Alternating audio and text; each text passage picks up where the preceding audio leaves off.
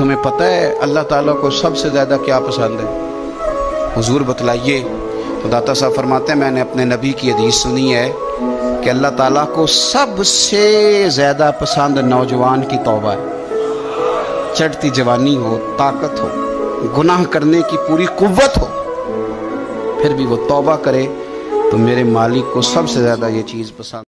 نبی پاک صلی اللہ علیہ وسلم نے ایک حدیث میں فرمایا کہ یہ جو نیند ہے نا، یہ موت کی چھوٹی بہن ہے، یہ موت کا ایک حصہ ہے۔ جس طرح انسان سو جائے تو کوئی خبر نہیں ہوتی کیا ہو رہا ہے، سو جاتا ہے نا آدمی، اسے خبر نہیں ہوتی، اوہو میں نے تو 11 بجے اٹھنا تھا، یہ تو 3 بج گئے، اب اسے خبر نہ رہی۔ تو یہ بھی ممکن ہے کہ کھلے ہی نہ، نیند ہی موت کا سبب بن جائے، تو تو کہہ کے سو اللہم باسمک اموت واحیا، تم نے کہنا اے اللہ میں تیرے نام پر مرتا ہوں اور تیرے نام پر جیتا ہوں۔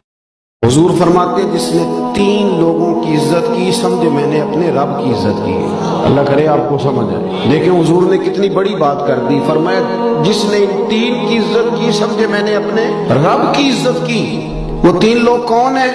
تو حضور نے فرمایا جس نے سفید داڑھی والے مسلمان کی عزت کی، عالم نہیں، مفتی نہیں، صوفی نہیں، درویش نہیں، خالی مسلمان ہو، داڑھی سفید۔ فرمایا جس نے سفید داڑھی والے مومن کی عزت کی، جس نے عدل کرنے والے بادشاہ کی عزت کی، اور حضور فرماتے ہیں جس نے قرآن پاک کے عالم کی عزت کی، وہ سمجھے میں نے اپنے رب کا احترام کیا ہے۔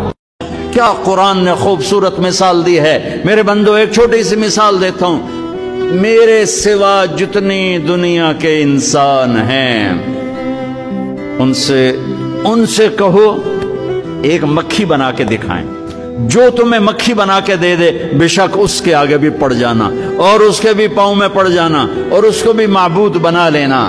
اور اگر ساری کائنات کے انسان، انبیاء، شہداء، اولیاء، صدیقین، واعظین، ناصحین، سائنسدان ایک مکھی تو کیا مکھی کا پر نہیں بنا سکتے، تو پھر مجھے چھوڑ کے کیوں بھاگتے ہو؟